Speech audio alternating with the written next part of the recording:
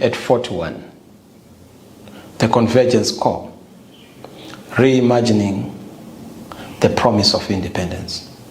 Fellow Zimbabweans, I pay tribute to all those who sacrificed for the independence of our country, particularly those who suffered to liberate our country from colonial rule and subjugation. The struggle is an important one. It is a seminal contribution in our history that cannot be erased. It is part of our national heritage and indeed our national treasure, particularly as we honor the gallant sons and daughters, men and women, who all died and contributed for this wonderful and great cause. Our debt of gratitude and unconditional appreciation goes to those who sacrificed their lives, life and limb, for the independence of our beloved, beautiful Zimbabwe. We give a special recognition to our liberation struggle heroes, our war veterans, the military and security services personnel, our retired veterans, and all of you who have always been standing out there to be brave, patriotic, you the people of Zimbabwe, particularly for your sacrifice in attaining our independence to liberate this great country. The war was waged by the majority of the people to dismantle the colonial infrastructure of injustice, and also for the cause of restoring our dignity, to unveil the importance of universal suffrage, one man, one vote, the dignity of the vote, the dignity of the voice, land ownership, economic independence, and the prosperity of our great country. Thousands perished for this noble and honorable cause. The promise of independence remains unfulfilled. The idea of independence, the liberation idea, was and will always continue to be a pact and a contract between Zimbabwe and its citizens. The liberation promise, the freedom promise, the peace promise, the prosperity promise, and the transformation promise remain elusive for the greater number of our people. This promise remains unfulfilled, leading to many people, young and old, and particularly the majority of our people, questioning whether or not it was worth it. It is vital to note that the spirit of independence did not end in 1980. It is an ongoing spirit, a never-ending, indomitable spirit, one that is spurred by the desires of our future, but also spurred by our circumstances in the past. This is the spirit that has spurred even our current democracy fighters and freedom fighters to continue to fight to ensure the fulfillment of the promises prior to 1980 and indeed the promises of 1980. The spirit of independence must inspire present generations, particularly you, the young people, to keep on fighting and to make sure that you do not despair. Young people have a duty to stand up against tyranny as young people of yesterday who fought against oppression must inspire you to fight against the oppressors of today. It is important for the young to stand against oppression and know that it is possible to fight dictatorship. It is possible to fight oppression. It is possible to win in fighting against repression. It is never impossible. We are a possibility generation. We must do it. There is need for economic emancipation, which includes opening up of resources to ensure inclusive participation by all citizens, especially the young people and the previously marginalized. The need to do this is important in the context of economic transformation that needs to be ushered in our country. There's also need to end international isolation. Our country has suffered long periods of isolation since 1965, and this has largely been well orchestrated, self-inflicted, and man-made. A return to democracy, protection of human rights, and fairness are critical in the path towards inclusion and returning to the family of nations and the community of the civilized. Our independence is a product of African solidarity and international support. We salute African countries that helped us for our liberation and the liberation effort. Mozambique in particular played a critical and important role in the liberation of our beloved Zimbabwe. In this regard, we deploy solidarity to the great people of Mozambique as they go through a difficult period in their country. An unstable Mozambique is an unstable region, an unstable SADC, and indeed an unstable Africa. The threat that is being posed to our beloved fellow Africans in Mozambique is a threat to all. A threat to one is a threat to all. A lasting solution needs to be found and must be found in Mozambique so that there is peace and security in the region. We need to address issues of inclusion. We need to address issues of freedom. We need to address issues of satisfaction of citizens. More importantly, we acknowledge the role played by SADC in resolving the issues affecting Mozambique. There has to be timeous intervention, and going forward, we need regional solidarity, regional support, and regional leadership to solve any of the problems in any one of the countries, be it on disputed elections or on issues of human rights abuses or even threats to national security and peace in the different countries. That way, we give full meaning to our independence. That way, we are able to preserve the value of the independence. We've just turned 41. And yet, at 41, we've missed opportunities, neglected advantages. We've neglected the obvious quick wins and low-hanging fruits. At 41, the plight of our esteemed veterans is a national challenge and indeed a man-made disaster. We don't have adequate compensation and welfare benefits for our war veterans. Men still carry the wounds and injuries from the war.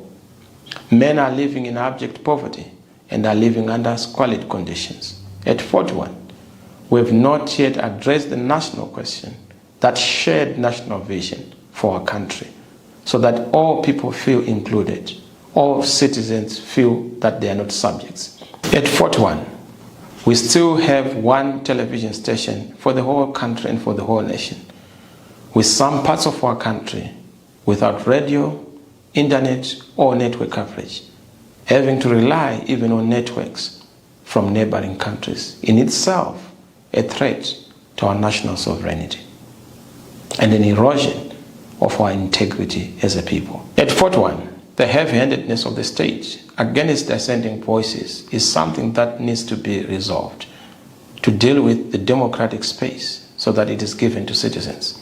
Many have trumped up charges against them. Some are in prison for seeking to exercise their rights and their fundamental freedoms. At 41, we have rigged disputed elections and a disputed government, a contested state, comprehensive structural political reforms, electoral reforms that are yet to be implemented still continue to be an outstanding agenda of the national business. We need to create a level playing field that has not been done. At 41, political tolerance is still a missing link. Draconian laws, acerbic pieces of legislation, bills that are not supported by the people are sailing through a parliament. We have this as a problem. We continue to hate each other. We continue to attack each other.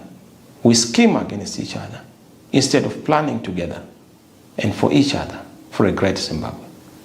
At 41, the World Bank estimates that the number of extremely poor people is around 7.9 million as of December 2020, almost half the population. Poverty in Zimbabwe has increased by 21% in the last decade, and it is now at its highest level in the recent history of our country. Extreme poverty is estimated to be above 40% of the population. At 41, workers are without a decent wage. Our teachers, our nurses, our civil servants are without a decent salary and do not have that deserved and merited dignity out of working in state institutions. At 41, corruption has derailed the national independence dream, eroding all the gains of the liberation struggle, and the liberation dream has been emptied of its meaning. Corruption is killing us. Corruption has become endemic in every facet of our society, affecting mainly the leadership levels. As you know, a fish rots from the head. This we must stop. This we must end. At Fort One, our beautiful Zimbabwe is without solid infrastructure. Our roads, bridges, water, and communication infrastructure are in a very sorry state, a sad state, in ugly shape.